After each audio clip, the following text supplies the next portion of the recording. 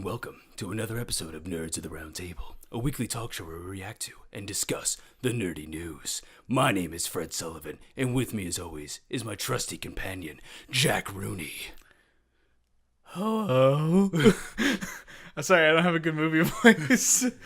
In a world where Jack wishes he had a better movie voice. Oh, wait, all right, let me get a try. In a world, no.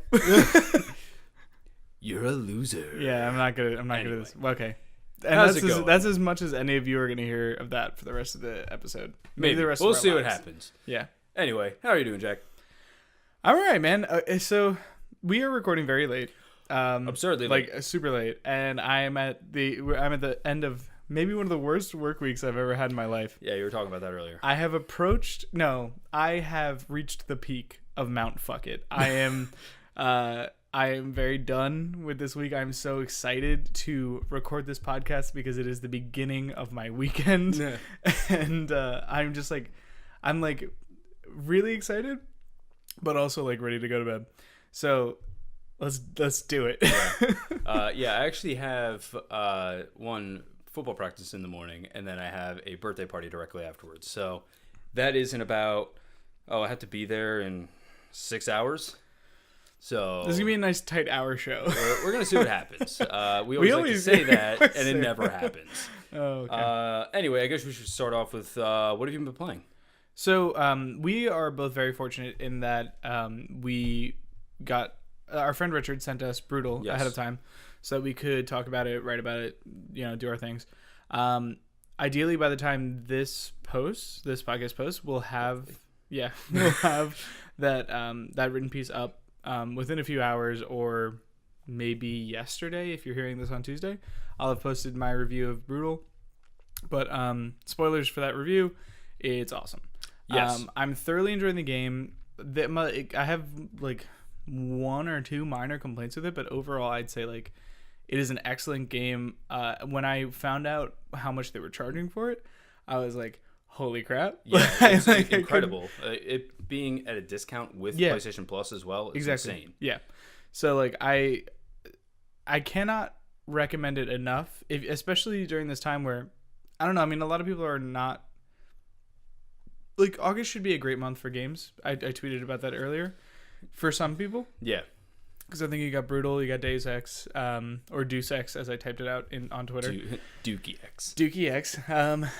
And then No Man's Sky. Yeah. And then there was like one other title included in there, I think. I can't remember. I can't think of it at the top of my head. There's also Madden, if you care about that kind of stuff. I do not. But yeah. Whatever. The point is, like, as far as like what you're going to play, I think that when I'm going to get really into No Man's Sky, but when I'm taking breaks from that, I'll be playing Brutal. And up until the release of No Man's Sky, I'm going to be playing Brutal because I'm thoroughly enjoying it. And it is a game that you can constantly, it's one of those games where like you might never be done with it.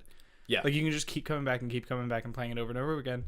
And then like if you take a couple months off, like that's fine. You can come back and jump literally right back in. It's I think it's perfect for that specifically. Have your exact no, you're gonna fuck it up. You're gonna fuck it up. You're gonna die. That's fine. It happens a lot. Yeah, it happens a lot. But yeah, no. First off, thank you, Richard. If you are watching this, you are awesome. Richard, you better be watching. Yeah, I hope so. But also, thank you for what you did with our logo. Oh, loved it. If anyone didn't see that, scroll through my Twitter feed or Fred's or Knerds. Or if you just go to Nerds Podcasts on Twitter, it's actually our background image. Yeah. They actually did what did he say? Brutalized it? He brutalized our Nerds logo. Yeah. Which it looks awesome, and I cannot thank you enough for that.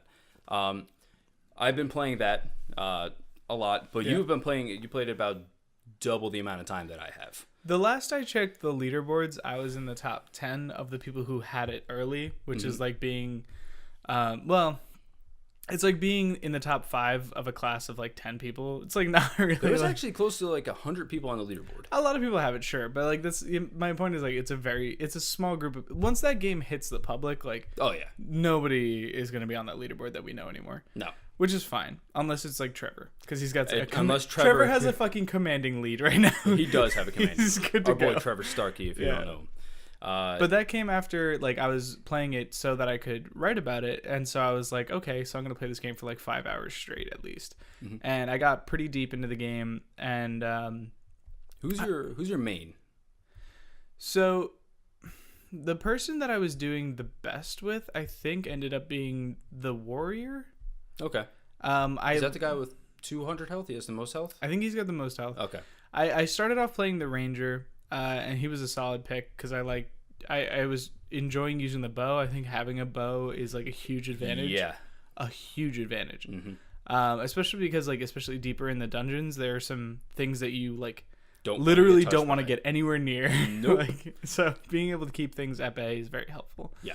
But once you get the warrior going and you're using a lot more specials, the specials make you almost temporarily invulnerable, and you can clear space a lot more easily. So that's how I focused when I was playing with him, and that was working really well as well. Yeah. So mainly who I played as was the Amazon.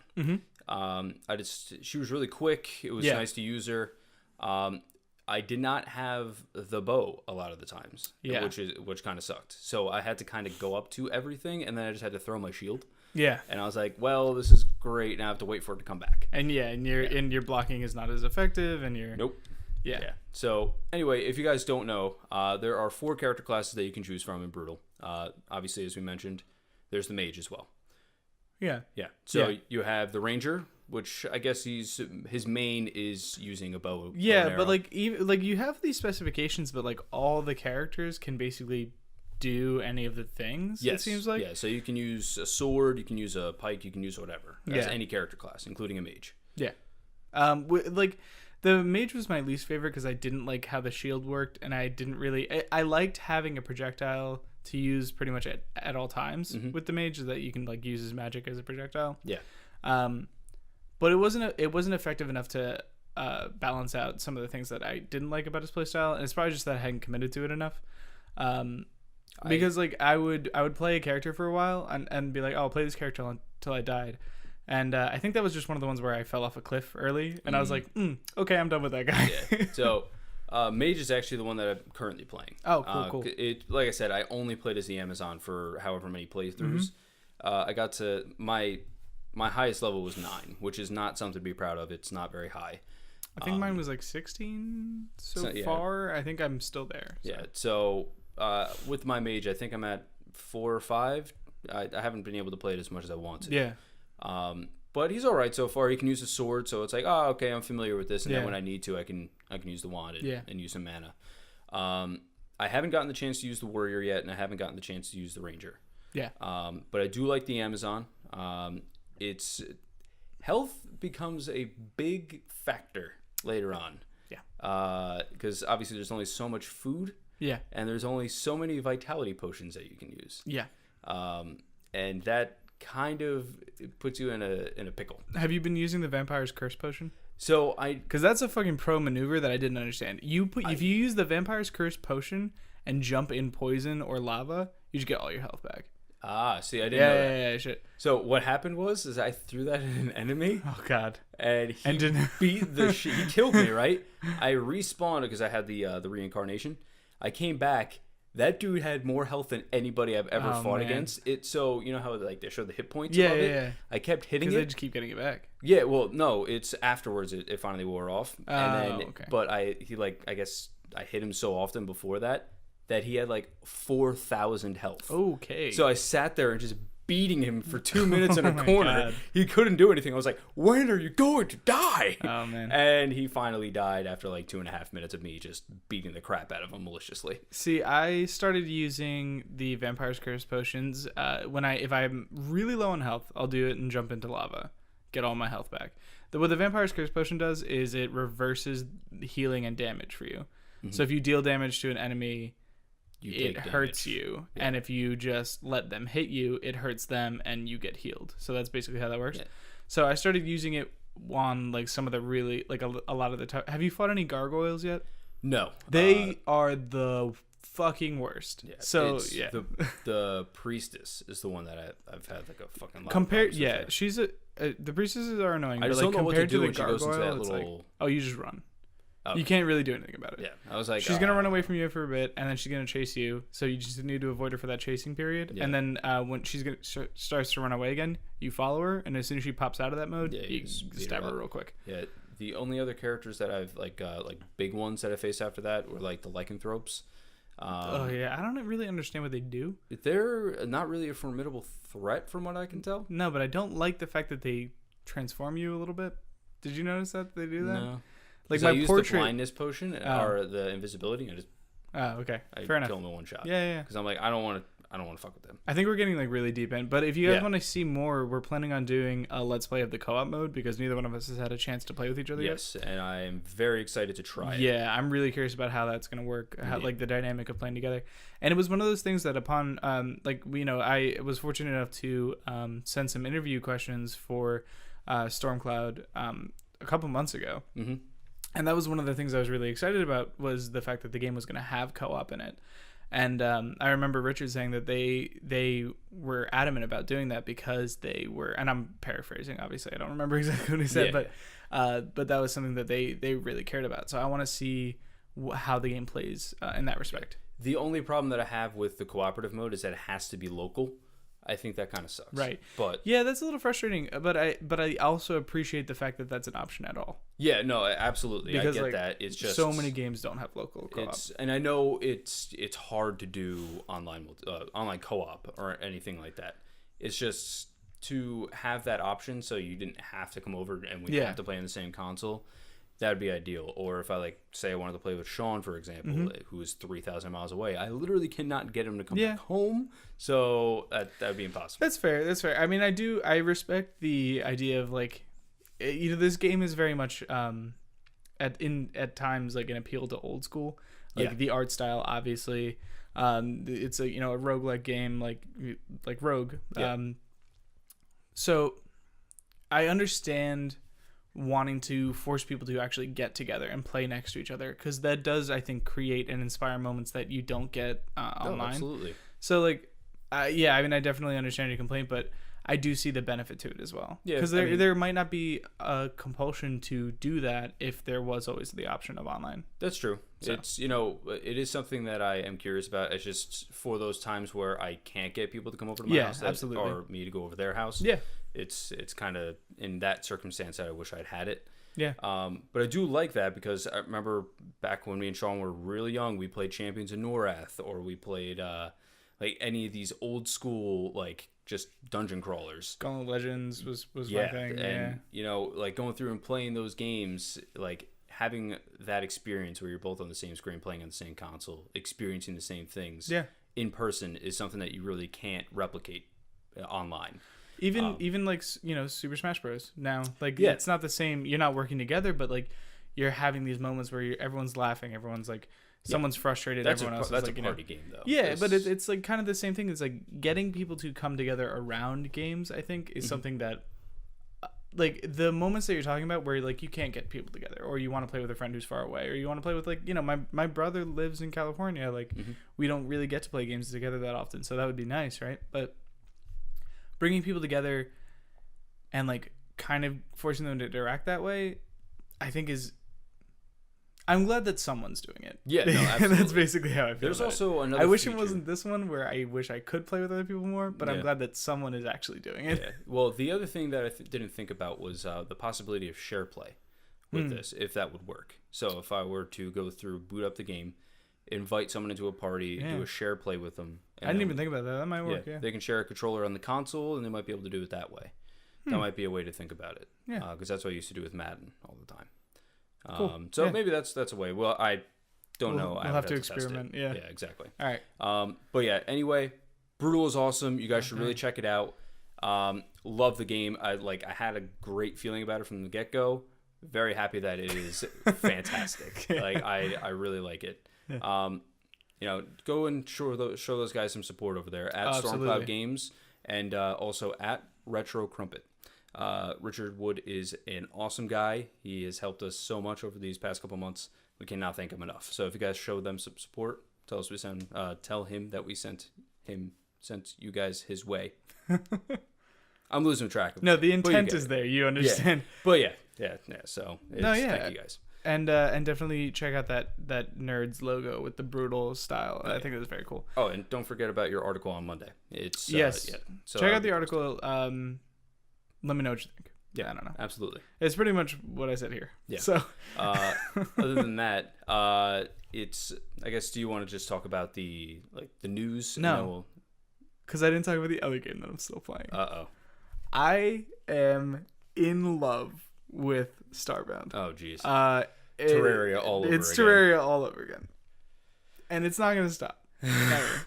Until the next Terraria update comes out. Yeah, precisely. Because. Okay, I said this to you before. I was like, Starbound. I wrote a really gushy review about it that I would love if you all read, because I think this game is actually legitimately going to mean a lot to me. In the pantheon of games that like I have to talk to people about. I have to tell people about. Like Starbound is quickly becoming like one of the more prominent ones. Yeah. Because of the soundtrack, which is like beautiful and amazing and is actually really inspiring to me. I put it on whenever I want to write. I put it on whenever I want to like work on some other projects that I have going on. Stuff like that. I love the soundtrack. And then like the game itself is very much No Man's Sky and Terraria all mixed together. It's your expectations for No Man's Sky being put being into this like actual game. Yeah, like you have, you start off the game and you get this ship and like you are stranded on this planet because your ship's all busted and stuff. Mm-hmm. And you finally start to like, once like you're done with the tutorial planet, like you have to go to the nearby moon and like mine fuel out of it while these creatures who like are attracted to the fuel try and attack you, and you like get back to your ship like just in time to like put all this fuel in it and you fly off to a new place. Like you're constantly doing these things. And like I mean like I have my lowest low in games a little, like playing this game where I went down to the core of the planet. Mm-hmm. And like accidentally fell into the planet's core. Oh my god. And like almost every item I was carrying that wasn't on my inventory bar was gone. Jeez. So it's like 30% of my money gone. All the ores I had mined on my way down gone. Like all this stuff. And there's just no way to get it back. And I was like there's gotta be a way. And I'm like searching around online and there's no way. But like and the thing is like sometimes that would make me take a week off the game, but I came back the next day and I was like, time to get this shit started again. Yeah. Time to get on the old book. Yeah, get back up on the saddle. Yeah. But yeah, no, I mean like I don't need to talk about it any more than that, but seriously, like as hard as I recommended Terraria in the past, I am recommending Starbound now. Starbound is much, or more. Just as much, I would say. Okay. Starbound and Terraria both are like 10 out of 10 games for Jack Rooney. If you are like me, you will love these games. If you are not, I still think it's like high 8s, 9s, whatever, if I had to put a number on it. But like I think it's a phenomenal game, and I think everyone should go play it. Yeah, you guys should check it out. How much is it on PSN? It's not on PS4, but it should be. I think it's coming to. Wait, no, or is that Stardew Valley? Oh, is it a PC only game right now? I think as of right now it's PC only. Ooh. It's like it can run on anything. Yeah, and it's like how much is it then? It's like $10 to $20. It's like in 20. I don't remember. You don't have a specific. I bought it in early access like 2 years ago. So Jesus. Like, all right. Well, it was not as good as it is now. I gotta say. All right. Well, there's that then. Yeah. So you guys should check it out. The other game that I've been playing. Okay. Oh no. Oh no. I needed the old fix. Okay. I went back and I started to play Destiny a little bit again. Actually, our friend David Ryle actually went through. He played with me the other week. David, what did you do? He was just like, Is "Oh, this you're your online." fault? No, he was just like, "Oh, you're online. You want to do something?" I was like, sure. Why not?" No. I went back because Rise of Iron is coming out. Oh, right. In next month actually, and it was just kind of like, I just want to touch the game, make sure that like I want to touch it all in the wrong places. What a weird way to say that. No, I just want to get my hands back on the game, get used to it a little bit again. I've just been kind of learning the new mechanics and what's going on with it. Mm-hmm. I don't know how much more I'm gonna play it right now. The thing is that there's not a lot of games for me coming out this coming month. Like I'm not a big fan of like I don't think I'm gonna play No Man's Sky. I might pick up Madden. You can play Starbound with me. I don't know about that. It's PC. Yeah, but that's like so easy. I know, but like I don't know. That's just not for me. But by the way, if anyone does want to play Starbound, like as far as I can tell, like matchmaking and multiplayer, like joining up with a group is actually fairly easy. Huh. And you can build some incredible things. Like the things that you find already constructed in the game, you're like, oh my god. Jeez. Like there's like I went into this like I'm back on Starbound. Fuck off with your Destiny God talk. damn it. I barely have gotten to speak. That's fine. I went to this planet and it's like mostly covered in water and a few islands, and I just dropped down to the bottom of the ocean just to see what would happen. And I was like hanging around down there, and I found this like underground, basically like castle complex built by these like sea people. Huh. And like you walk up to the door and you hit the open button and you like run inside or whatever, because you're at the bottom of the ocean, so all this water's coming in, and you get into this room that's like basically an airlock, and it has drains in it, mechanized drains that then pump out the water that came in with you, and the other door won't open until you've gone through. This is not a big deal in any other video game except for a game where you could actually build that if you wanted to. Like you could actually put that together, and there's like elevators and all this, like you could build like computers and like play. Yeah, okay, I'm sorry. Destiny, right? Yeah. So I started to play it. It's the same old grindy grind. So that's pretty much what it's come down to. Cool. I don't know how much more I'm going to play of it. Brutal is still on my list. I also still have Marvel Ultimate Alliance 1 and 2 that I still have to play. There's other games on that list. Tomb Raider.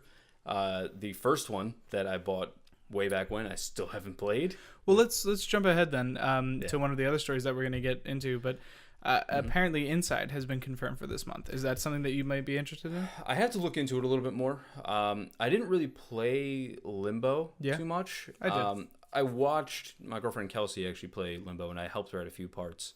The game is interesting. Yeah. It's not that I'm not intrigued by it. It's just that other stuff has come out in the meantime. Right. So maybe it's coming at a good time for me to do that. Yeah. I'll have to check it out. I mean, Ryan McCaffrey of IGN, I think, gave it a 10. He did. When it originally came out. And, like, it's a very specific kind of game. I don't expect that, like, everyone who plays it would love it that much. Is it a puzzle?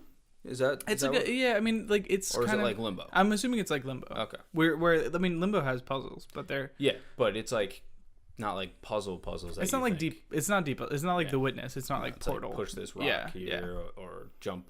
Figure out where you have to go. Those are two completely different strata of like puzzle games, and I just put them in the same thing. As like Portal is like so light compared to the depth of The Witness. Yeah, well, I've never played either of them. Okay, well, you have to play Portal. Portal and Portal 2. Portal 2 is one of the best games. It's too far gone. It's too far out now. But it's like so good. There's too many games that have coming out this holiday. It's one of the funniest games I've ever played. Whatever.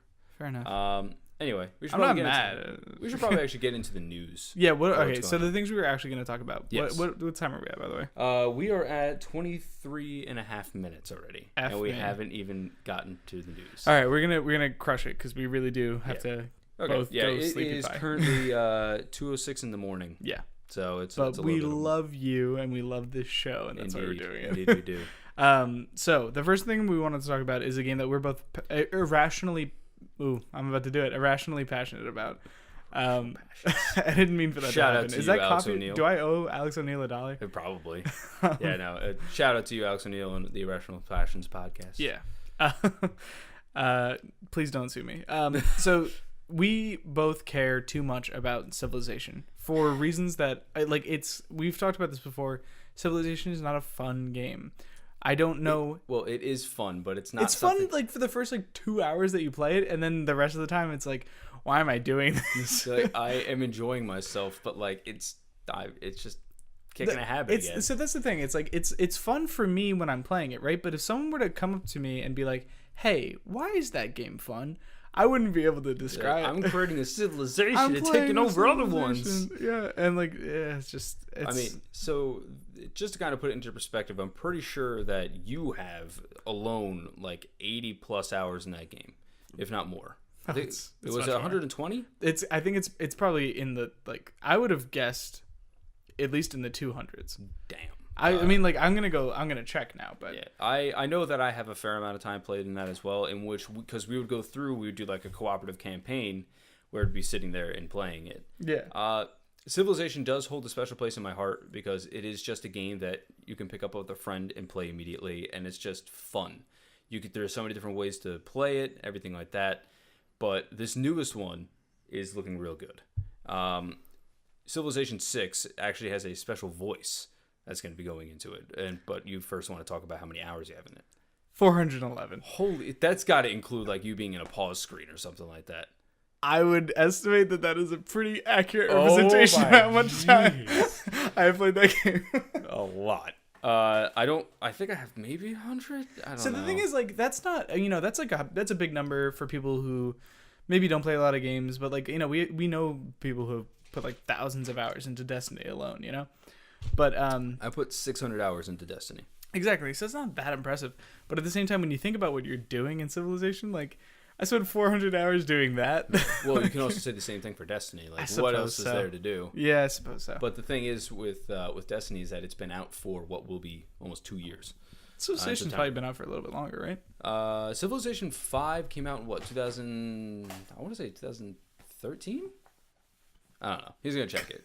But anyway, the important voice that's going to be in there for all you Game of Thrones fans is going to be Sean Bean.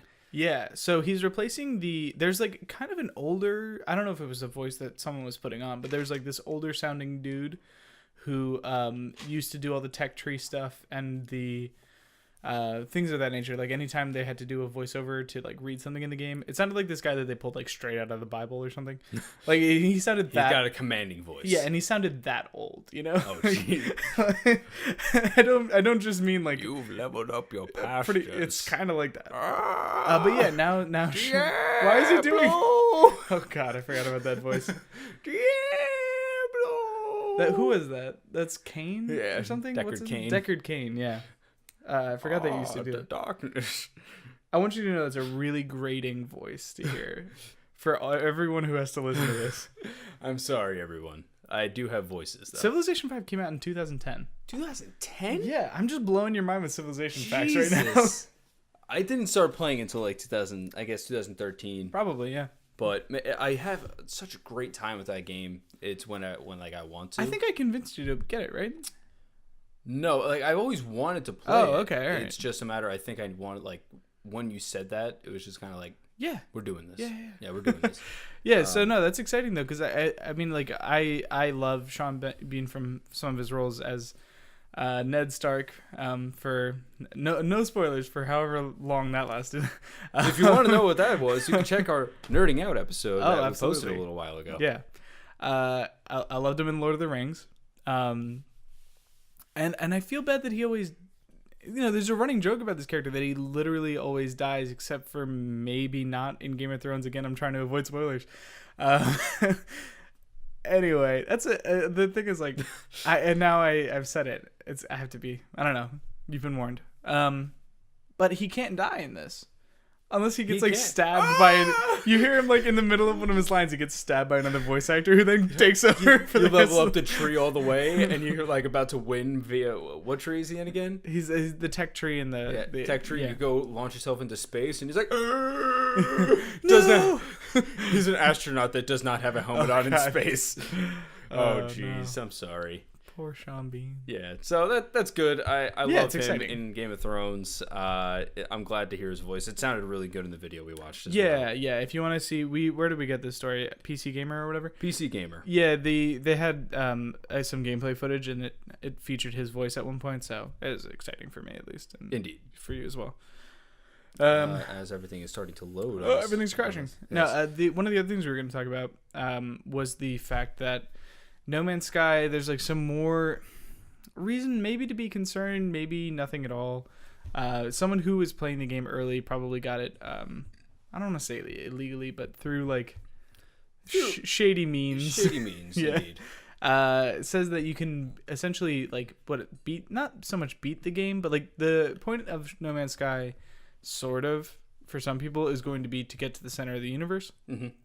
The developers have promised not like something special, I guess, for everyone there, but like that is like where you're trying to go. Mm-hmm. He said that you can do it in like 10 to 12 hours by kind of forcing this economic, not glitch, but like exploit basically to occur over and over and over again. Yeah. So yeah. From what I've heard is basically you go through, you can find this incredibly valuable resource and just keep selling it. And then you go through and you can keep upgrading your what is it? The jump Warp drive? drive? I said? Warp drive. You keep upgrading that, and you'll be able to travel faster than like what your level should allow or whatever it is, in which it can get there in 10 to 12 hours. The problem with this is that, I don't know if people are going to be playing it for that. You know, I don't know if people are going to be purposely going out trying to get this just to get to the center of the universe. And they're like, well, this is dumb. No, people want to go out there. They want to experience planets. They want to experience traveling and everything like that. Right. But one would have to believe now that this exploit has been shown that they're probably going to release like a day one patch to try to fix this issue. At least they're also going to be wiping everyone's progress. So this dude's wasting his time, but for whatever, whatever. Well, he wanted to make a point, whatever it might have been. But yeah, all progress will be deleted right when the servers are about to go up again. So he is just going to have to start anew, in which maybe that day one patch will include that resource fix. Maybe you won't get as much of it or whatever it might be. Yeah. But or I mean, ideally there might be competition for it. Like maybe it's an incredibly valuable resource, but like everyone wants it. But that would be a more interesting. The thing is that they also said that it's very rare that you will even encounter other people in the universe. Dumb. But it would be cool if there. Yeah. I don't know. Like I said, I am probably not going to be getting this game at launch. Sure. I'm going to wait to see what happens with it. It's not something that like everyone's expectations have been set sky high on this game. I kind of was just like, I doubt anybody can really reach that. And then once I heard about the size of the file on disk, I was like, I'm going to back off. I'm going to let everyone see how it is. I hope that game does great. Yeah, I mean, you and I both said we were going to wait for a review. Yeah. Also, did you realize that you said sky high and that was very clever? Yeah. Anyway, I think we're both going to wait for a review and we're going to see how this game turns out. Yeah. I don't think we're getting a copy early, so we'll just have to wait and see. I don't know. And the thing is that even if we did, servers get wiped anyway. Yeah, so I wouldn't want to make whatever. Yeah. But and I mean it's interesting to hear. I know that Sean Murray, one of the lead developer, he's kind of the face of the studio, was saying that like this isn't how the game is actually going to be upon release. Being very direct about it, and like people who are playing it ahead of time, like try not to like spoil it for people who are playing it because it isn't going to be the same game. So you don't want to like ruin something that other people aren't even really going to experience. So. Well, the thing is that I don't know if any early release copies were given for review for people. I think there was a rumor that nobody was getting them, and then there was a second rumor that, not so much rumor, but people were like, no, we are getting them, I think. I don't know. But basically nobody's been putting up any information about this game, and then there's just this one guy, the one lone voice out there that's kind of like, this game doesn't look that great. They're kind of lying about how vast the universe is and everything like that. You can get there in 10 to 12 hours. And like hearing that and then like what the public is going to react to that, they're going to be like, wow, they said this game is going to be like just infinite. And now you're telling me that I can get to the center of the universe in 10 to 12 hours? Like that's kind of a bummer. Yeah. But again, what he said is that, we will have to see. Yeah. And I'm hoping, like I said, the studio does great, this game does great, and everyone's expectations are fulfilled. I do worry for that game for me personally. Yeah, I mean, like I said, I think it's a super ambitious idea. I want to see it succeed because, like, ambition and innovation, it's like what's going to drive what this industry is all about. Yeah, this industry, this art form forward. So, ideally everyone walks away happy, but we'll see what happens. They did. People who aren't walking away happy are the developers of the most recent Ghostbusters game. Yeah. Yeah, that's something special. Who filed for bankruptcy 3 days after the release of the Ghostbusters movie tie-in game. Yeah. No, I read the piece from TechSpot. I don't know where else the story is, but that's where I found it at least. Mm-hmm. And they were arguing that the company's been in a lot of trouble beforehand, and like this might have just been the final straw that actually broke the camel's back. It would be difficult. Well, I don't know. I wonder if it's as simple as one bad game sinks a studio, but we've seen it happen before. Yeah, I mean, one mismanaged title could end it. Yeah, I mean, especially for a studio that may have had not like big titles previously, that one bad hit could really be ruin it, really bad for your company. But it sounds like they were in trouble with some other like major companies who were like suing them, so they were just like, hey, let's just file bankruptcy. Nobody can take what we don't have or what we do have. Like, I mean, it's sad. It's sad to hear, it sucks. You don't want to see hardworking people go under, but it sounds like they were set up to fail. Yeah, I mean, it's basically like, one, you never want to see anybody lose their jobs, everything like that, especially in this industry where it's few and far between that you can find jobs. Yeah. But in the circumstance where they're, as you said, kind of set up for failure, from what my understanding is that the game was like started its project and released within 8 months. Yeah. Which is not a good development cycle, and we've been shown that over and over again by Activision. with these movie title games. What does that mean? Like November or December of last year they started working on it? Maybe. I don't know exactly. Like I said, this is just from what my understanding is. I don't know exactly if this is the facts or They not. said something similar in the piece here. Okay. Yeah, so that is, mostly it seems confirmed. to be somewhat factual. Yeah. It's, doing that, just one, it doesn't look good on you because you can't put in the time and the work that you need to make that game look good and play good. Well, that's terrible wording for it, but to play well. You go through, and if you're only giving yourself such little time, it's just you're not going to be able to put the nice finishing touches on there that people would recognize and appreciate. No, and you can't even look for things that you would want to do well because it's going to take too long. Yeah. I mean, like, if you gave me 8 months to make a game, I could barely come up with a title for it, much less any other piece of it. I mean, obviously, from an outside perspective, where I have no game development experience or anything like that, that seems daunting as it is. I can only imagine if you do have the skill base for it, how daunting and incredibly stressful it is to do that. Yeah, especially knowing what your limitations are. Even if you're, some of these people came from the studio founder, I think, came from Blizzard. Like, as soon as he was given that deadline, he was like, well, fuck. He's like, well, we got to go. Yeah. And it's sad because apparently this game was not good by any stretch. I mean, it's holding like a 41 on Metacritic, which is like mostly bad all around. Yeah. And then I think the Metacritic user score is always like useless data garbage. Like there's really no reason to pay attention to it, but it is at a 0.3. So no, that's like beyond not good. Yeah. I mean, that's not like, ooh, it's controversial. Is it good or is it bad? It's like, it's pretty much just like, is it bad or is it the worst thing we've ever done as a species? Like, but anyway, it's, it sucks. We kind of hope that, they can rebound in some way. Those employees that lost their jobs find somewhere else to be able to do their work. It's sad and unfortunate. Yeah. But it sucks, but that's what happens when you have a short turnaround cycle. That's what all those Spider-Man games are released by Activision, everything like that was just, they were not good. All those movie release titles are not good games because they have such a short span. They're like, we want to release a movie with this, or a game with this movie, and it just doesn't work out well. So one more gaming thing, and then we're gonna get into our big show topic. That I know it means a lot to you. It doesn't mean, for me it's like but yeah. Anyway, one thing I wanted to talk about that I think is actually a very positive thing, even though it could be negative for some people who don't play enough Xbox, is that in the user agreement for Microsoft now, I think they've changed it so that if you have not used your gamer tag within 5 years, you lose it. Which I think is a great idea. I think it's awesome. Now, the question that, it brings up is a moral gray area where, do those people lose access to their digital games? Do they lose access to all these things? Is it still just tied into your email address, which I think would be ideal? I think that's what it is. I think that's probably the case. So if it's just you're losing your name, I think that's incredible. Yeah. Because that should be implemented on every single service under the sun. Absolutely. Every service should have this limitation because we are...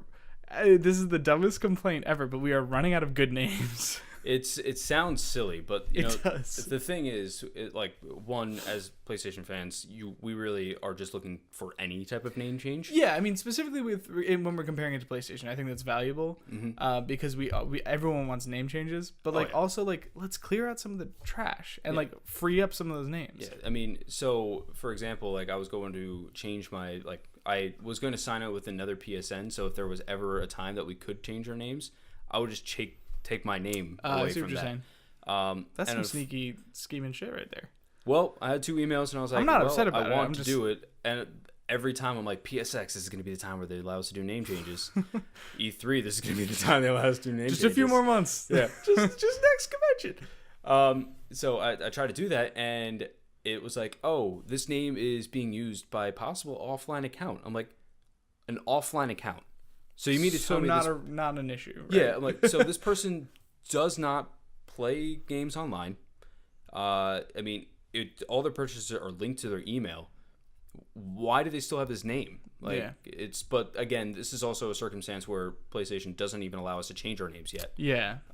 But it's almost a moot point, but the fact that I mean, I think this is a good move for Microsoft, and the fact that you can already change your name on Microsoft. I think this frees up probably a lot of names that people have been trying to get. Well, it wasn't too long ago that they actually were just like, hey, we're going to wipe a lot of names that are not being used anymore. That's awesome. And they're going to be free. Cool. And so people were able to change their names to names that have been taken for years that nobody was using, which is a great idea. So as far as I'm concerned, PlayStation Network is now 2 steps behind Microsoft. Yep, pretty much. And which is not insignificant. No, I mean, it's so keep this in mind. Like, as far as every other network infrastructure that they have, I think it is at least on par with Xbox Live or superior. Pretty much, yeah. But this name change shit is just it's just not good. And now Microsoft has, I think, put themselves ahead of Twitter. At least as far, okay, that seems so, it's silly, but like at the same time, like, man, don't we all want some Twitter names back? Don't we all want some of those names like released back into the ocean? Yes. I know you personally very much do. You guys should tweet at Twitter. No, you probably shouldn't. But I'm very upset because I have an underscore in my name because the person that has Fred Sully has they're following 2 people. I think it's Chris Webby and Lil Wayne. Okay. 0 followers, 0 tweets.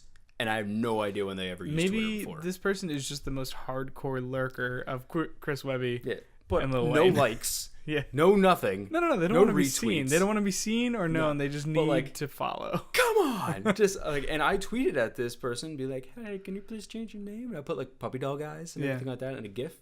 Nothing. So this person doesn't use their Twitter. Or they just hardcore ignored me.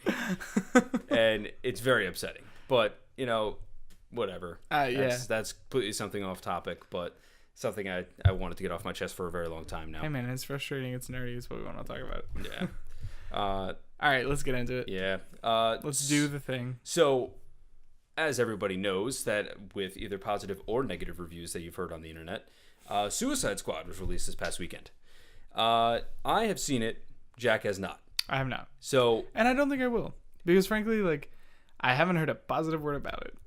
That's the thing is that like all the people that like I'm like pretty good friends with, they're all like, it's a good movie. Sure. Not great. Okay. And I agree with it. That's not worth it to me for what it's worth. Yeah. So, well, the thing is that like Batman vs Superman, if I knew that the extended edition was going to be that much better than Batman vs Superman, the original one, the theatrical cut, I would have been like, hold off on BVS, go watch the extended edition. Yeah. Because that made the movie that much better. Which is what I'm going to do. Yeah. It's like we have that. You can watch it. It's great. Cool. This movie is good, not great. Now, with that said, there's going to be some mild spoilers. I'm probably going to put it in the title and everything like that. But just be warned, if you have not seen Suicide Squad yet, there's going to be at least some minor to major spoilers going on. A little bit of plot discussion. Okay. So basically, what I look at this movie is it was more character development than it was about the plot, in which is fine in some circumstance, but like you have to kind of explain the background to the villain, at least a little bit. And it was very, very mildly explained, like almost not at all. Right. So basically, the way I saw this movie was just a character development of mainly Deadshot, Will Smith's character, and Harley Quinn, who was Margot Robbie's. Right. I think they were fantastic in the movie. Will Smith did a great job. I really think he did. Obviously, Floyd, can't remember his last name now. Floyd Lawton. Yeah.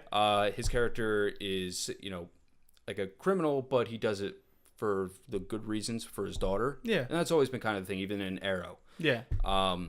He's doing it for his family, at least. Yeah. And you see that personification throughout the story of it, and Sure. he is the main character of the movie. Oh, okay. It's his story, his transformation, if you will. Okay. And then Margot Robbie's character was pretty much just like the personification of what we've always wanted from Harley Quinn in Batman. Okay. In TV shows. She does a great job. She did incredible all the way around, in my personal opinion. My problem is with the writing and the editing with the movie is there were just sprinkles of her that weren't necessary and felt like they were more in there for comic relief or to just break up the monotony of something, in which is fine in some circumstances, but like it happened a little bit too often that I was kind of like put off about. Right. The one scene that you see where she smashes the window and takes the bag, and it's bad guys. It's what we do. Yeah. Completely unnecessary. Did not need to be in the movie. Right. But there's like clever and like funny, and then there's like you're trying. Yeah. You're trying a little hard. And then like there's some characters that like there's one character, Slipknot. Mm-hmm. So in the beginning of the movie, they're like give like a character profile on all the people in Suicide Squad, right? Yeah. Slipknot was not in it at all, right? Oh. So they're like, so he's. Yeah, Okay, pretty much. yeah. So he pretty much, they introduce him, he punches some girl in the face, and he's like, she's got a mouth on her. And she's like, and then Harley Quinn says something about it. And then they go off to the mission, and then Captain Boomerang, who his character was actually really funny, and I kind of hope they develop him a little bit more, like says, you want to get out of here? And he's like, yeah. And then like initiates a fight. He just goes away. He had like 2 lines of dialogue. And he's just fucking dead. I'm sorry. Okay. Spoiler. He fucking dies. Okay. Just because they were like, well, we really need to put somebody in here to show that the implant that they got in their neck works. Yeah. They're like, oh, okay, so they blew his head off. Right. So we shouldn't run.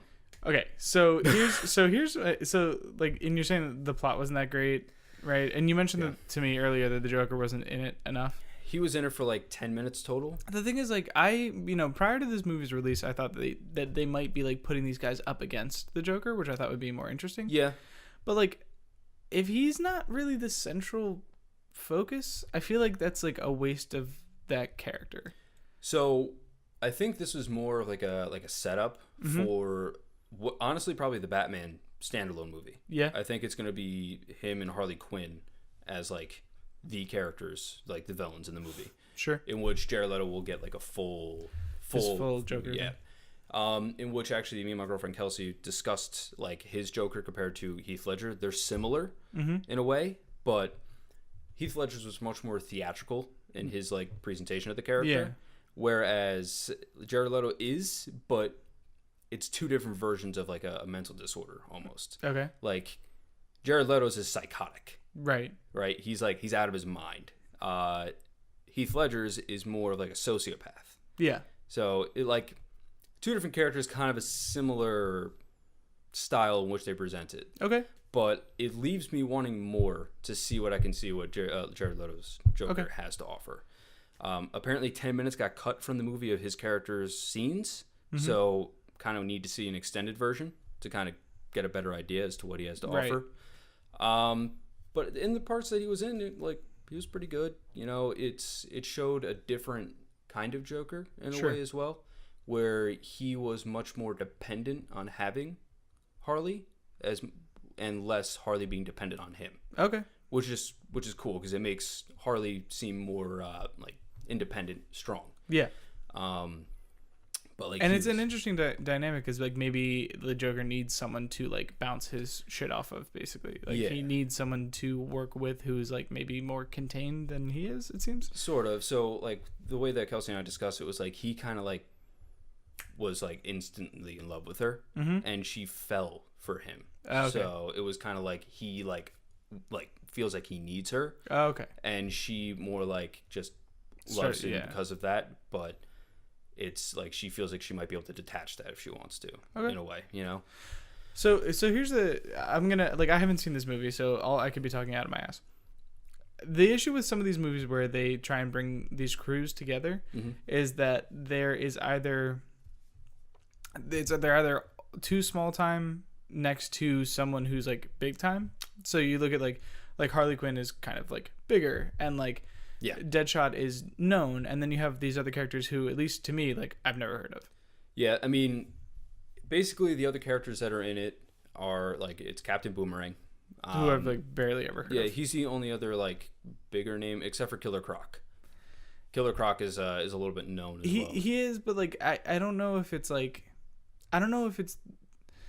whatever. Go on. The other character is Diablo, which I didn't know anything about, to be completely honest with you.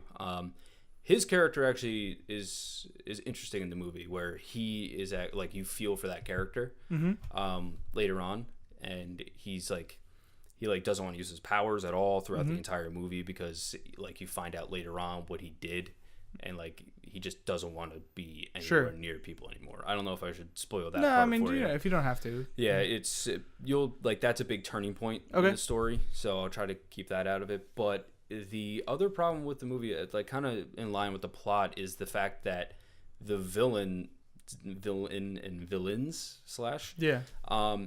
they're just not explained very well. Sure. You know, it's basically all you find out is like they're really old, they were worshipped as gods, and they kind of want to be worshipped again as gods. Yeah. But the character was able to be controlled for a little bit. Okay. And then she basically developed a plan to not be controlled anymore. Right. And let out a beast to kind of distract everybody and like need to take care of that problem that's going on there. Right. While she was able to free herself. Okay. And then they were able to group together and do some damage. Sure. As like that's my like least spoiler like way of explaining it. But that's kind of exactly how they do it. That's it. Like, there's no, like, why would they want to do this or anything like that. It's not, like, developed more than just that. I've also never heard of Enchantress. Well, I was trying not to say the name because she's part of the Suicide Squad. Well, she's in, like, all the previews. I assumed that she was... Yeah, but you don't know she's the villain. The bad guy. Oh, sorry. Yeah. Spoilers. Well, so, there you go. I knew that going into the... Oh, maybe it was just that we had theorized about it so many times. Yeah, we theorized about it, but we weren't sure yet. Oh, well, it could have been Joker. It could have been. We were also thinking it might have been Deathstroke. I was under the impression it was her the whole time. Yeah. Well, sorry, everyone who hasn't seen it yet. Yeah. So yeah, basically her character goes through and like just comes up with a plan on the spot. Like you don't know about it, and it happens all within like 5-10 minutes. Well, the title said spoilers, so yeah, anyway, I'm gonna put that in there. Anyway, no, it's a it's interesting. Like, and it's also this movie has kind of like crystallized a thought, like a realization in my head where like I won't go see movies that I haven't like that are just gonna be good in theaters because it's too expensive. It's true. I like, you know, because if I'm going to see a movie, I need someone to go with. If I can't catch it with friends, which I usually can't because I work a lot of nights, I got to go with my girlfriend. If I go with a fiance, she's a fiance now. I got to get used to that. Fiance. I got to go with her. If I go with her, I'm a gentleman. So you know, I'll usually pay for the ticket or whatever. And like some, you know, like she will treat each other back and forth in other ways. But typically when we go to the movies, I'm gonna be the one paying for the tickets. Whatever. Don't look at me like that. That's weird. She's a real person. Just kidding. Yeah. Kate doesn't listen to the show, but she doesn't. She knows that. She actually said, well, whatever. Think of her in that light. Anyway, so I will typically pay for the tickets, right? So that's like $24 because I'll usually buy them online. So I have to pay a convenience fee because I want the reserve seats. I want the really nice seats in Morristown where you can like recline them all the way back. Yeah, we were gonna do that, and it's about so their own tickets. good. And then we went to a shitty theater. Ugh. It was really not a good experience. Sorry about that. Yeah, but it was. Yeah. So you get those 6 seats. So it's like $24 right there, and then like, you know, she'll go like Kate will go and get like a drink and a popcorn, and I'm like, how much does that cost? And she's like, you know, like $12. Yep. I'm like, what the fuck? So like, it's just not worth it. I'd rather, if it's not a movie that I really want to see in theaters, like if it's not a movie I really want to see in theaters, I'll just wait. Yeah. I'd rather just like have popcorn and a vanilla Coke at home and watch Suicide Squad when like we're all watching it together, or we can make a dumb drinking game out of it, or like it's gonna be the same thing with Batman vs Superman. I'm never gonna see that movie unless somebody else puts it on in front of me. Yeah. So the thing is, it's gonna be tough because me and Dave have both watched it now. So I don't, and that's the thing. I don't even care. It's the extended version of the movie actually makes the movie good. That's fine, but like, if not great. I wasn't missing it before, and I'm not missing it now. Yeah, if someone puts it on, I'll watch it. But yeah, it's too much. That's a long time. But this movie, so basically what it comes down to like movies for me is that I go through and I try to go to the theaters whenever I can, especially if it's something that is like a visual spectacle, like a great cinematography or great CGI, whatever it might be. Yeah. That's when I'll usually go out to it. Or if it's a movie that I feel like I need to see, like Suicide Squad or like a comic book movie, because everyone's going to be talking about it. I don't want it to get spoiled for me, like I spoiled it for you. And I want to be able to talk about it and see what other people want to say about it and discuss it, you know? So, but yeah, it's the movie I thought was good. I want to see when it comes out on, so you can view it at home with an extended edition to see how the extra scenes with Joker go. and if there's any other things they want to input in there. Because, like I said, the movie is good as of right now. There's getting a ton of negative reviews, and I get why in some circumstances, but at the same time, you have to look at this one as almost like a character development more than a plot development, like I said. But anyway, I digress. No, I think that's I don't know. It's great to hear someone say something positive about it. I just don't know. A lot of people on my Twitter are. It's good. I mean, like, I just don't know if it's enough to kind of like balance out all the other negativity that's true. You're hearing about it. The thing is, right, is that our own Greg Miller hated the movie, and he defended Batman vs Superman, the original version. Yeah. Okay. So I don't think that this movie is as bad as that one. So the thing is, like, it seems like you either love it or don't hate it. Yeah. Like, there's no, like, no one's like, oh, this is incredible. I'm sure there's someone, but, like, no one's like, oh, this is an incredible movie. It's always like, yeah, it's like, fine. It's good. Yeah. Like I said, it was good. Or it was the worst movie I've ever seen. Yeah. Like, yeah, so when that is the scale you're working with, it's hard to motivate, like, me. I mean, like, it's so, like, some people to mention off the top of my head, it's like Danny from Ismahawk really liked the movie. Cool. Mainly all the guys from Ismahawk liked the movie. That's good. Kelsey liked the movie. Jackie and Alfredo, they liked the movie. So, like, Sean liked it as well. It's not unheard of then. Yeah. Yeah, no, like, people did like it. It's, I guess those people were, like, went in with a bad taste in their mouth from Batman vs Superman, and they immediately wanted to attack this movie in some circumstance. I'm not saying that's everybody, but I don't know. Give the movie a chance. Go in there with an open mind, and you might actually enjoy it. I heard, like, ahead of the release, and this is the last point that we need to really make about this, unless you want to keep going, was that, like, a lot of this, once the reviews started coming out, a lot of, like, the stars were like, oh, well, it's for the fans. Like, critics don't like comic book movies. And I'm like, that's not true. I mean, like, there are some comic book movies that have a very high rating. Like, yeah, but it's also in a circumstance where it seems that DC is getting nothing but hate for their movies. Yeah. I get that. I mean, like, a lot of the, like... But at the same time, I'm excited about Justice League. Yeah. Like, I am just as excited about Justice League as I am about whatever the fuck Marvel's doing next. Yeah. Well, I mean, I forget what the next Marvel movie is. Is it Doctor Strange or something? Thor, Doctor Strange? I don't know. It's the thing is that Marvel has a proven track record. Yeah. DC is kind of starting anew and trying to figure itself out. You know? And, like, but I want it to work, and I'm not representative of the whole, viewing population or whatever. But, like, I actually do want it to work for someone who's not really interested in most DC stuff that comes out. Yeah. You know, I haven't been interested in a DC movie since The Dark Knight. Yeah, The Dark Knight was really good. Or like some of the animated stuff, but I think we're gonna talk about that later anyway. Yeah. But yeah, so basically that was kind of it with Suicide Squad. If you want to talk to me about it or anything like that, just tweet at me, Fred_Sully. Well, I mean, while we're circling around that topic, Dave Ardito wants to know what will happen first: Marvel Studios film a Marvel Studio film that gets critically panned, or a DC one that actually does well with critics. I'm paraphrasing a little bit because I don't feel like reading it. So I was kind of thinking about this, and I was going to say Marvel getting critically panned for one. Yeah. But the thing is that the only movie that I can see that can possibly happen for that is, like... If you say Doctor Strange, I'm smacking. No, I don't think... I think Doctor Strange is going to be good. Oh, good. I think it might be Thor. Like, that's the only one that I could see, because that one is the one that, like, Thor movies don't get rated very high, and everyone seems to hate them. I don't mind them. I take them for what they are. The thing is, I haven't seen the last... There's only been 2 Thor movies. I haven't seen the last one. Yeah, Dark World. Nobody liked it.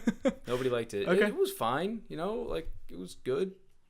But, it's just hard to say because everybody seems to love the Marvel movies. Sure. And it seems that everyone just hates anything DC is doing right now. And I think that's kind of the problem.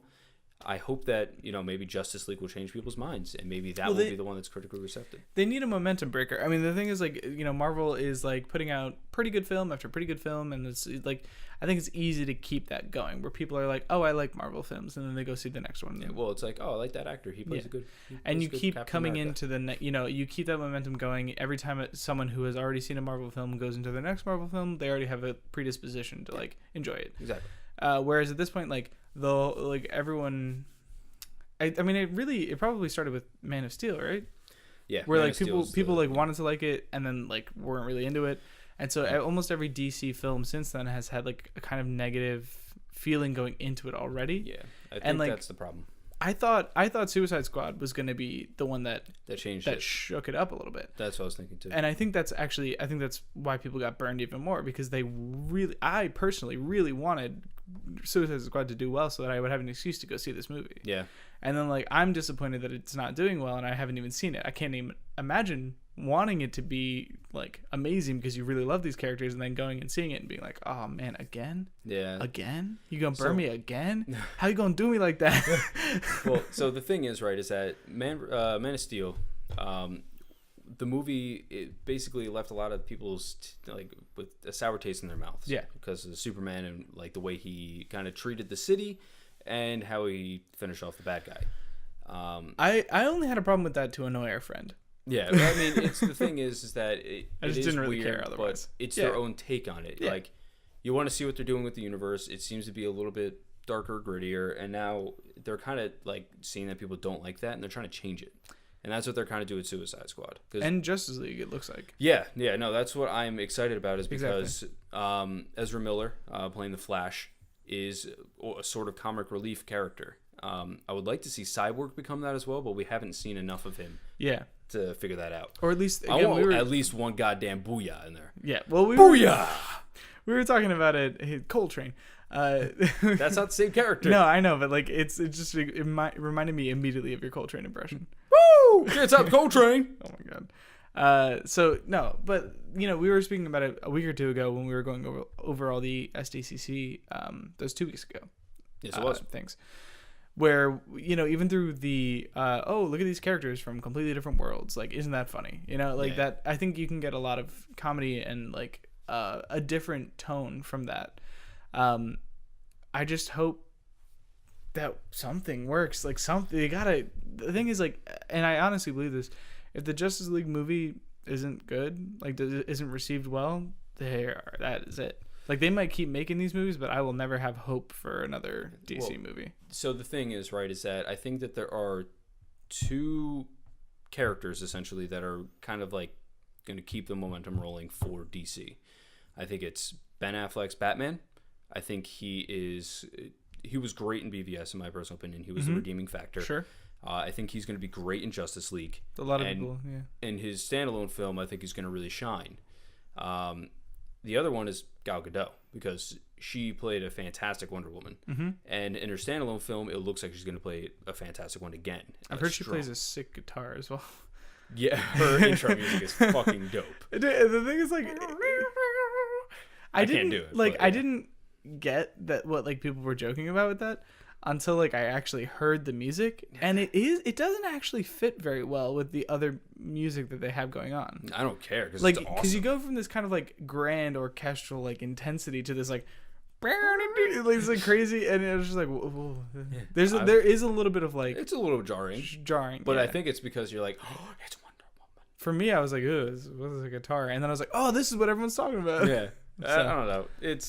I think those 2 characters are going to really kind of be able to pull it. The thing is that I just don't know if everyone else is yet. Yeah. We have to see with Ezra Miller, and we have to see with Jared Leto's Joker. Yeah. I think Margot Robbie is going to be great in everything, but it's going to be a matter of finding the right tone for everything to work. Yeah. And that's kind of the problem with all the DC movies right now is they're trying to figure out how it's all going to work. Yeah. And that's... like people kind of want like the fun-loving comedy that is like Marvel in their movies, where they have like the slight comedy with a lot of action. I mean, Marvel did figure out a really good formula for tone. You know, where there is like you're guaranteed to want to laugh at least once every like 20 minutes. Yeah, probably, and that keeps things. They can be serious, but they can also be really light. You know, like at least I think that is actually probably it. Like you're supposed to laugh at least like 20 to 30 minutes every Spider-Man is the just epitome of that. In combat, he still makes you laugh. And exactly. That's what I think. And like serious combat, like the that is what the movie, that is like the crux of the movie, you know? Like that's the whole point. That's the image of the movie, was those superheroes facing off. And then this guy comes in and he's just making jokes and shit. Yeah. It's great. I loved it. It's perfect. Yeah. And like that's the thing. They like Marvel nailed that. But I think DC hasn't decided what their tone is yet. Yeah. Or maybe they did decide And we all were like, nope. Yeah. And that's They what wanted, Man like, of Steel darker, was. grittier. You know? Man of Steel was their BVS. tone piece. And I haven't seen that one yet, so I can only speak. Yeah, no, BVS is very, very serious still. There's not a lot of joking. It just doesn't seem like people are like They're not ready into for that. it. Yeah. Yeah, and that's why I think Suicide Squad was trying to break up that monotony with it. Yeah. And now they're still trying to figure it out, and I'm willing to roll with them. Like I'm willing to see how it goes. It's just a matter of how they want to do it. Yeah. And I'll watch the movies though. I'm very excited for Justice League. Yeah. Very excited for the Wonder Woman movie, and the Batman standalone, especially if it's going to be Joker as the main villain. I think that's going to be very interesting. I'm very excited for that one. Do you want to take the next one? Sure. Why not? So, Maybe. Yeah, I guess I'll do that one. Wait, did we already? No, go for it. So our boy, Riled Up Gaming, also What known up? as David Ryle, What up? on Twitter asks, Fred, after returning to Destiny, in parentheses, kind of, how did you find it? Good to be back? Overwhelming? Excited? It was more of the same. It was a little bit confusing as to figure out how to get back on track to trying to get better gear, because I've heard so many different ways that you do it, and like they implemented like a smart loot system now, so if you have your highest light level equipped, you finish like a certain task or you grab a package from like Crucible or whatever it might be, you get gear that is better for you. Like it's guaranteed to be better, which is good. They kind of needed to do that because when you run the raid and you run it 3 weeks in a row and you get nothing better for you, it was then you very start to think frustrating. about putting a controller through your screen. Exactly, in which that's great. The thing is right now though is like I just don't know if there's enough content to keep me around. Like Trials of Osiris is kind of the only thing that I would be interested in. And like I'm at a level now that they're like, yeah, if you were to go any higher than where you are, it's like minuscule difference in damage. And I'm like, all right, so I really don't need to worry about getting more gear. Where to go from here? And they're like, kind of just get ready for Rise of Iron. And I'm like, cool, I guess. Like so it only took me like a grand total of 4 or 5 days to kind of get to that point where I'm at that just the ridiculous grind scene again. And it's fine. But I just don't know how often I'll play it during the week anymore. I do have to play it this coming week to finish my year 2 triumphs, and then I'm done with that. That's the main reason why I came back. But turns out Destiny conversation is my trigger to yawn. Triggered. Also, it's 3 a.m. It is 3 a.m. now, so we're gonna get rolling here. You wanna? Sure. My girlfriend Kelsey Lewis at Kelsey Lynn 1031 on Twitter. Slip and slides or bounce castles? Here's the problem. Uh-oh. And I've thought long and hard about this. I'm a big man. I'm a big boy. I'm not gonna pretend that I'm a man. I'm a big boy. Neither one of these scenarios is comfortable for me because I'm either the biggest person in the bounce castle, and like which can sometimes be fun. You ever been the biggest? No, you haven't. Yeah, with kids. Oh, sure. I'm a giant There kid are people myself, that are smaller than you, I guess. There are They children exist, that are smaller than me. Not many, but there are. But like on a trampoline or whatever, and you're like rocketing people up, and everyone's having a great time. That's great until you injure someone. Yeah, which no, I've done that too. Yeah. So it's my favorite thing to do in a bounce. So my answer is bounce castles, right? Because slip and slides give you the tease of just going in a pool, right? Yeah. If you're doing it, you usually want to go in a pool. The thing is you slip and slide when you got like a sprinkler out or whatever. Yeah. That's like typically when it came up when I was a kid at least, and it's like sprinklers are just lame pools. Yeah. Sprinklers are just sprinklers like for the poor people. The lamest pool. Yeah, they're the pool for the poor people. I guess so. I mean, well, think about it, right? So this is going to be my other point. You go in a slip and slide. You got this just long yellow tarp. You have to hope there's no fucking rocks in the way, because you slide down, you get a rock straight to your sternum. You're not getting up for the rest of the day. No, you don't. You're just sliding down. You're just at the end of it. You're just like, just kill me, and that's not fun. But in bounce castle, right? Especially if you have like a younger niece and nephew that likes to like wrestle you or whatever it is. Sure. You just go through. You do wrestling moves on him, and you're like, because he's so small and he's so light that you can just beat the crap out of him. Oh my god! And he's having a great time. What is happening? So I'm sitting there doing like power bombs or rock bottoms or whatever it might be, reliving my childhood fantasies, and it's a grand old time. That's why I like bounce castles. My nephew is like, oh god, I should know the answer to this. He's like he's like almost 2.5 at this point, and he tried to fight me the other day. I was like, kid, you don't know what you're getting into. Kid, I am 10 times your age. I am probably 10 times your weight. Like, it's just not. It's not gonna happen. Well, that's what happens with my 8-year-old nephew, and he punches me, and I'm like, really? You want to go? Kid. Yeah, but it's also my problem is that like I used to fight your dad. his dad beats the crap out of me. Oh, well, he's my height, but he's like 220, 250. Sure. I don't stand a chance. No. He's just got all that muscle. He used to be a power lifter. Oh, you're fucked. I got nothing. Look at these. I got string beans for arms. Oh no. But yeah, no. That's why I like Bounce Castles better. Oh, sorry. Yeah, bounce castles. Because if I'm gonna injure someone, I'd rather it be someone else's child than myself. Yeah, there you go. I'm a monster. Yeah. No, it's not actually true.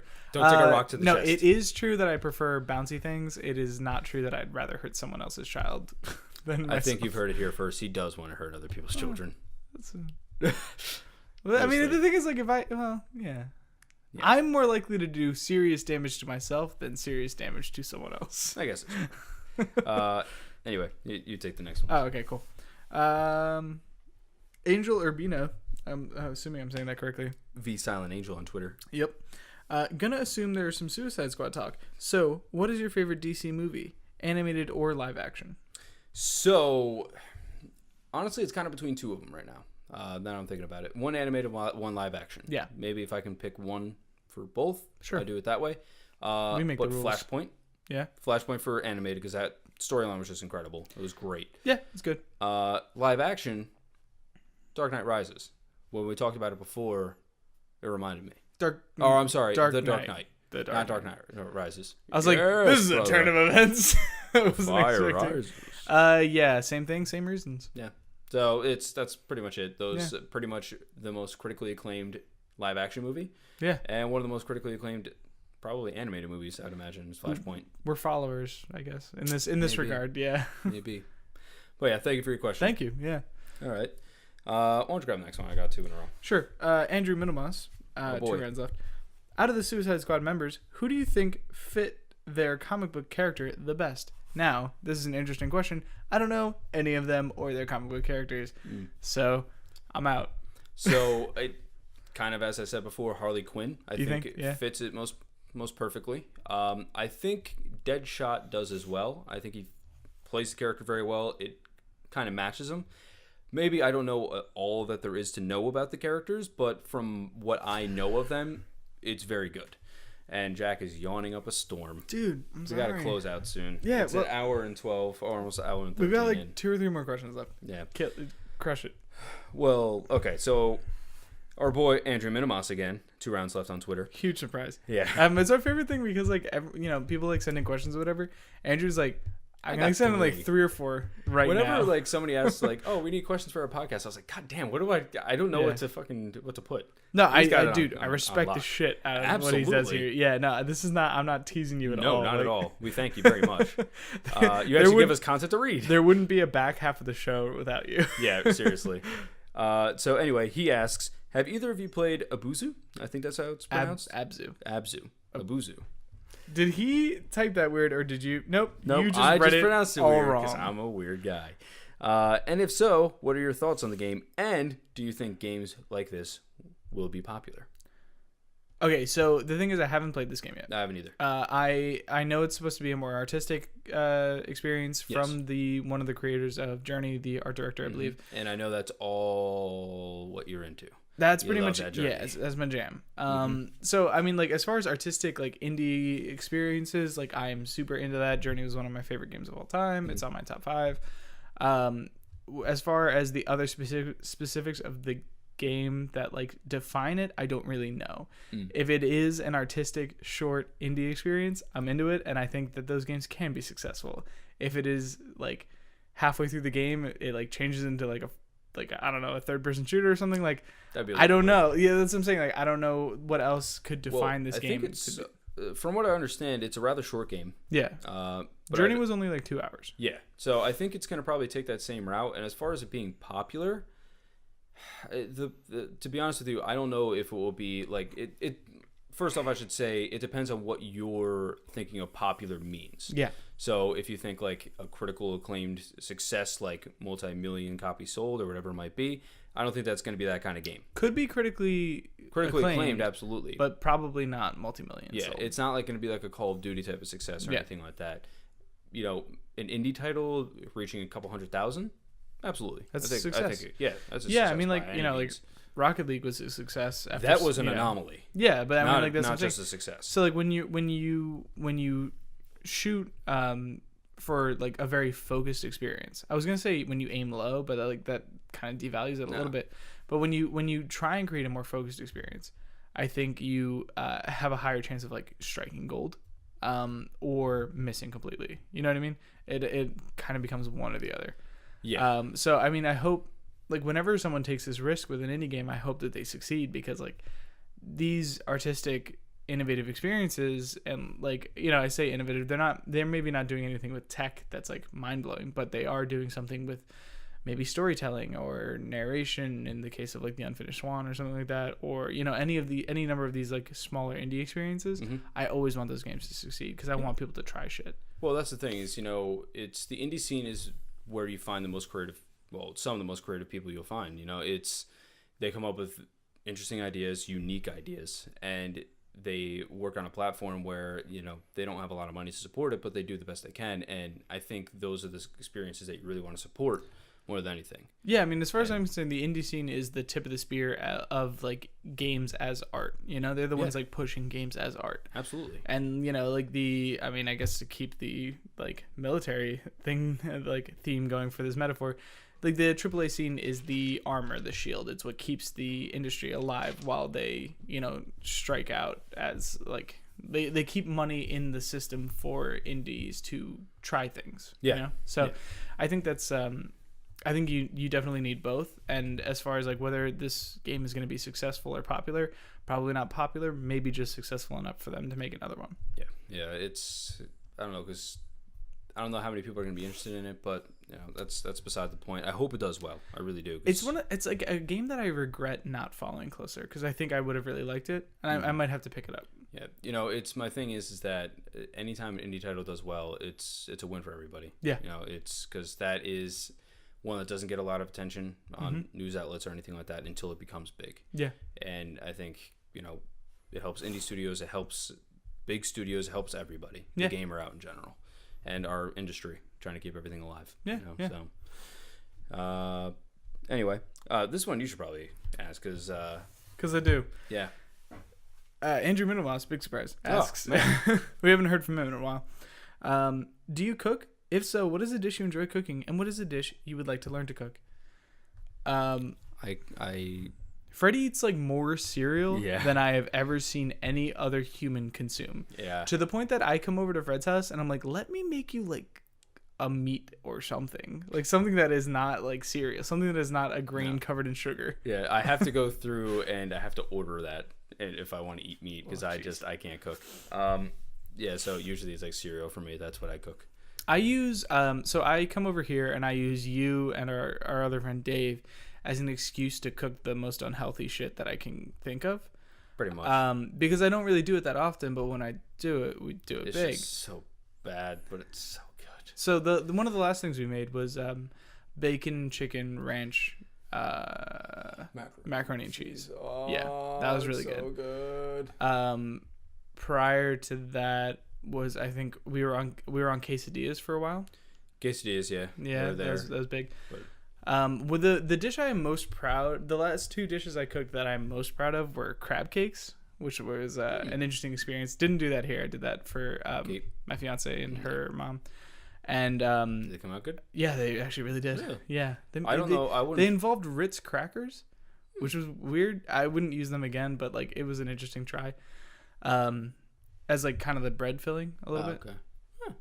And I'd be scared to try to cook seafood like that. Yeah, and also crab's super expensive. Yeah. Because I didn't want to get imitation crab, and then I picked up the crab and I was like, no. And I went to the register and I put it down and it was like $20. Yep. I was like, fuck me. Yeah, that's it. Seafood is not cheap. And like I can afford like a nice dinner once in a while, but like when you're not ready for it. It hurts. It hurts. Yeah, absolutely. When you weren't expecting it, it hurts. And then the other thing I made recently that I'm very proud of was a what is it called, with the tomato and the mozzarella and the basil. It's like a caprese, a chicken. So I made a chicken caprese pasta salad. So I found a recipe for caprese pasta salad. So pasta, olive oil, lemon, heirloom tomatoes, and mozzarella, and then I just fried some chicken, not like deep, but like fried it in a pan, and cut it up and tossed it in there. It was super good. Sounds it. Super good. Sounds it. Yeah. So that's basically what we cook. I cook cereal. It's pretty much my life. Recently, I helped my fiance make wontons, which is shrimp and ground beef. Wontons. That sounds interesting. That was I was a little nervous because I don't really like shrimp that much. I'm not a shrimp person. Shrimp's good, man. It's fine. It's like, but I don't like lobster either. And I don't like lobster. I only like crab because of sushi, California rolls specifically. That's the only reason I can like tolerate crab. And I recently found out that crab cakes are actually super good. I went to there's that like lakeside boathouse restaurant in Central Park, and I got a crab cake there that like blew my fucking mind. It was so good. So just I was like, he was like, oh, it's like a crab cake that, like, I don't know, where are crab cakes big? I forget where crab cakes are. Pretty much any sea by or sea. any city. He by said the something sea. along the lines of like like Boston people come here and they like blow. No, it wouldn't be Boston. Maine. No, there's like a crab cake like place that I'm not thinking of. But like whatever, no I don't know. They're like, they come here and they eat this crab cake and they lose their sense of like reality because they can't understand how it's as good as it is back home or better, So I'm like, all right, that's crazy. I'll try it. And I was like, yeah, it was good. Yeah. So our last question from Cameron Novak. Cameron Novak 1 on Twitter. He asks, if you can make your own can you make your own Suicide Squad out of video game and anti-heroes and villains? Who would you choose? It's actually a cool question. That takes a lot of thought. What number? How many are we doing? I'd say let's go with 5, 6? 4 or 5. 4? Well, let's not get too in depth. That's fine. And it's got to be villains or anti-heroes. Yeah, I could see you choosing Ganondorf. I would totally choose Ganondorf. Yeah, I could see you doing that. So Ganondorf is on the list. I could technically do DDD as well. This is a very interesting Suicide Squad. Well, that's the thing. Like, DDD's your comic relief, and like Ganondorf's your like real serious. Yeah. With the kick. Oh my god. Here you draft 2 for your team. For video games. Yeah. Let's go with Virgil from DMC. Okay, that's a good call. Yeah, very powerful, super strong. Yeah. The thing is, you could create a completely busted, undefeatable team, pretty much. But let's go with Virgil. I'm trying to think of a second one, and I'm kind of blanking right now. Let's see. Shouldn't be that hard. It shouldn't be. I'm like looking around to see if I have anything video game related to think about. You could technically put Deathstroke on it. Well, that's a little bit cheating. Yeah, no, that's kind of it's kind of a cop out. Yeah. If it's video game strictly, Lazarevich. I was thinking about like Uncharted people, and I thought about Lazarevich, but because he's just the most ridiculous one. Yeah, no, actually, he'd be on mine as well. Lazarevich and Virgil next to each other. And like, I hate to stick. Okay, so here's the thing. Most video game bad guys. No, I'm gonna say this, and it's gonna be totally wrong, and everyone's gonna tweet at me and tell me I'm wrong, and that's fine. But the way I'm thinking about it in my head right now, most video game bad guys that I would take seriously don't make it out of the games that they're in. It's true. They don't survive long enough. So like, I'm stuck on Nintendo characters because they just stick around forever. So I can pick Ganondorf because he's around forever. Yeah. And like DDD, and like now I'm thinking about Bowser. Like, why not Bowser? And like those 3, and then maybe Lazarevich. Why are these cartoon characters around me? Oh my god. I'm thinking maybe like a General Rom too from Gears of War 1. Yeah, you could do something crazy. The thing is, like, these characters are so like, if you put Bowser in the same room as General Rom, like, I don't know what's gonna happen. No idea. Whereas, like, if you put DC supervillains together, you're like, oh, they get each other. Yeah. They get it. Yeah, well, I'm talking about Virgil, a fishman, Yeah. and Rom, and then Lazardovich, just some angry Russian dude. Yeah. My final one? You might want to see This is your homework assignment. You got to tweet at us with your, like, do at least, like, 4 people in your Suicide Squad from video game characters, and, like, just see if you can make sense of it.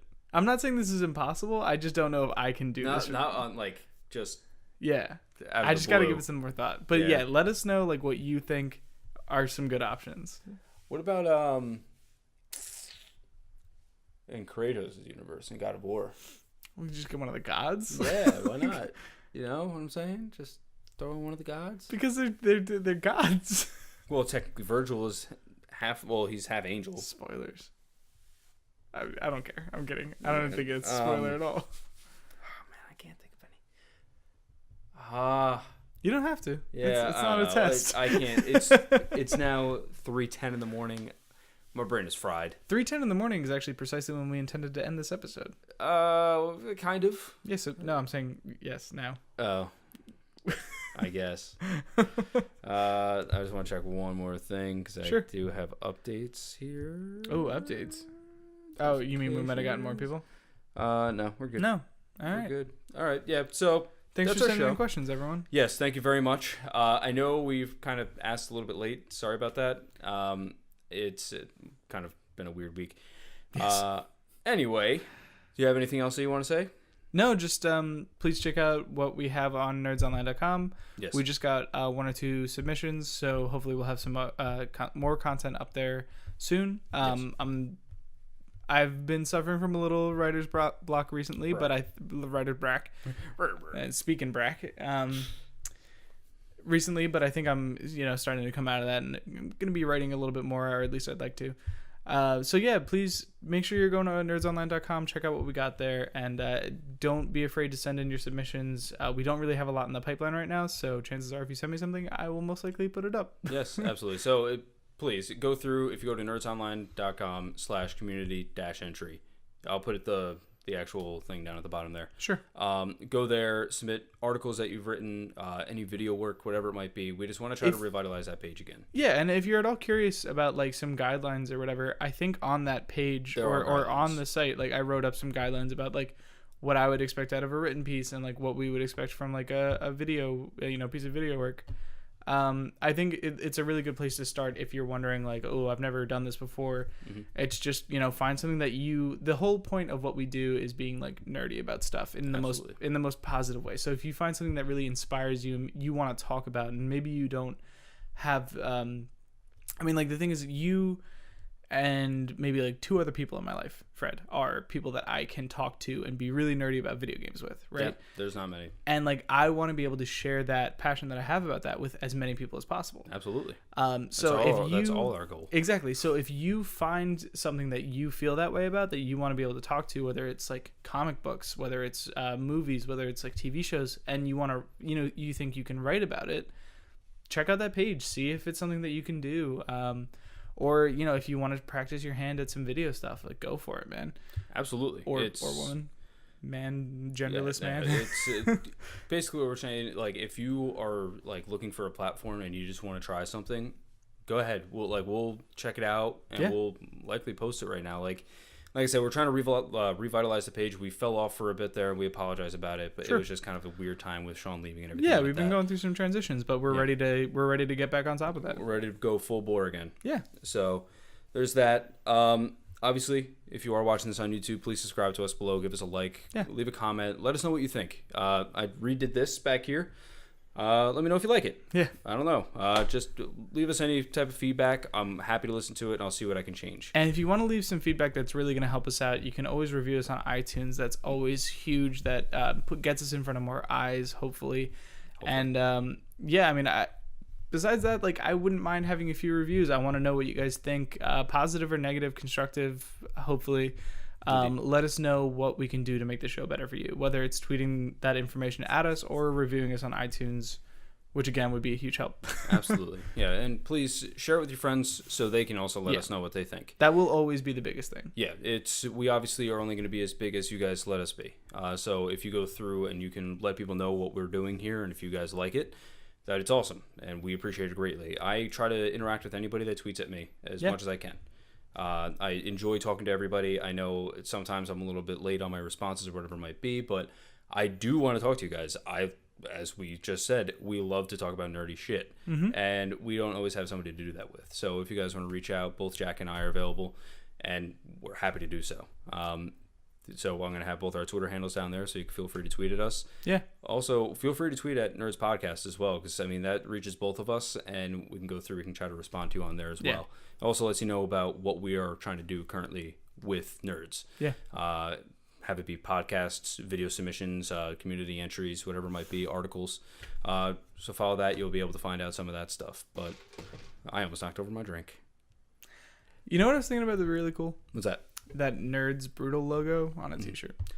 That would be pretty rad. How cool would that be? Yeah. I mean, guys, let us know if you want t-shirts as well. Oh, yeah. It's the thing is I'm just talking, conceptually. Yeah. I've just been getting a little bit concerned that we may not have as many people interested in what we're doing. So, like, I've been hesitant to release the shirts. Oh, yeah. So let us know if that's something you want, and we'll see what we can do about it. Yeah. Have anything else to add? No, I think that's everything. I'm pretty sure that is everything. What were we going to do for the sign-off this week? I think it's your turn, right? Yeah, well, I'm probably just going to keep doing with what I'm doing. Nobody seems to have responded to it yet, saying a negative way, so I don't know. Okay, you can keep doing your traditional thing. I'll keep bullshitting. No, it's fine. So anyway, thank you so much, guys. Thank you for everything. We really do appreciate everything you guys do for us. We cannot thank you enough. But anyway, keep nerding out. I don't have anything for this week. Bye.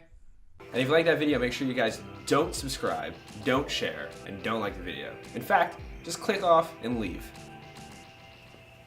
Are you trying to use reverse psychology on the internet?